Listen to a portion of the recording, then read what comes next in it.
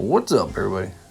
Today I want to show you my first attempts at making glasses out of bottles, out of my Danner bottles that I found in a river, and showing that I cut them, how I cut them. I really don't want to show you that because it kind of sucked and got in my eyes and everything else, but that's kind of how I marked it right there with what the bottle looked like. I actually broke this one, but basically laid it out the same way on the other two that made it, and all of them were missing their necks or broken and had river rash and everything else, so I figured to make glasses out of them. So this is one of them that I found that I made a glass out of. Another Danner mug base out, but of course the top's missing. Alright, so this is what it looked like after I got done cutting it. It's a little rough, and I actually smoothed it out with a stone, and then I took 60 grit sandpaper and sanded it down, and then down to 200 grit. Okay, so after cutting it and then doing all the sanding, then I had to deal with all of the stain and the river rash, and they were all a mess, so I had to throw them in my tumbler. And I'll tell you how I did that. Yeah, so some of them were in pretty bad shape. This gable house I had to do a couple times. I'll tell you that when I show you when it's done, and I'll let you know how many times it took to polish this, because this was in really bad shape, and I found this in the river. The top was knocked off. This was a hutch.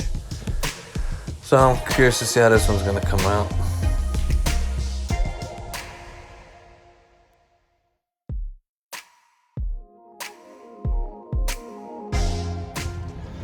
So I just took these two out of the tumbler. They were in for 1,200 and for 3 days, and then I put it in for I put them back in with 1,500 and for another 3 days. So it came out pretty decent for the first time I ever did it, I guess. This one's not as nice, and I still have a gable house in the tumbler right now. I had to do I did a 1,200 and it still looked like poop, so I put it in again with the 1,000 cutter for 3 days, and then now it's back in there with 1,500. So I'll show you what that one looks like when it comes out. But for a bottle I would have normally left behind, came out pretty nice.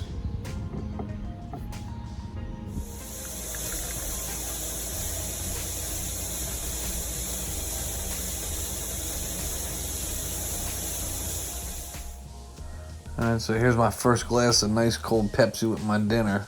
It's pretty cool to think that 130 years ago, 20 years ago, somebody was drinking from that Blob top right here in Rahway. Alright, so this is my final, this is the end of my cup making. So this one came out really sweet. It's nice, it's shiny, it came out nice.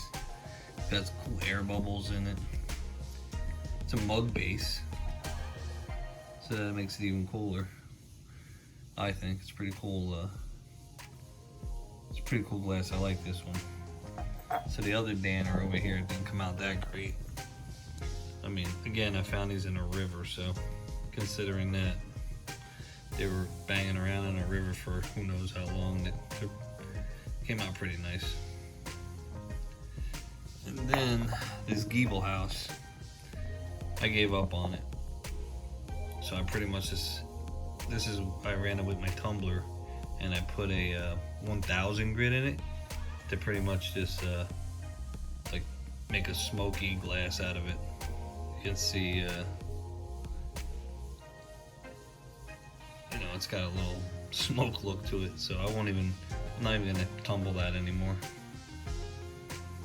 I'm gonna give up, because even when it gets shiny, you can see all the defects in it from the river. I mean, it's really pretty beat up, so when it's smoked like that, it kind of hides it. So if I do it again, I'm sure it'll do better. So for my first time, sorry I didn't show cutting it. Like I said, I used some cheap diamond bits on my Dremel tool from Amazon, and like I said, my eyes were messed up from the dust, and I didn't do it right.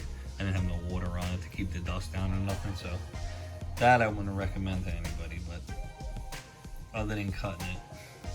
I don't know, they were pretty fun to make. So I salvaged a 100-year-old bottle. Alright, hope you liked it. Peace!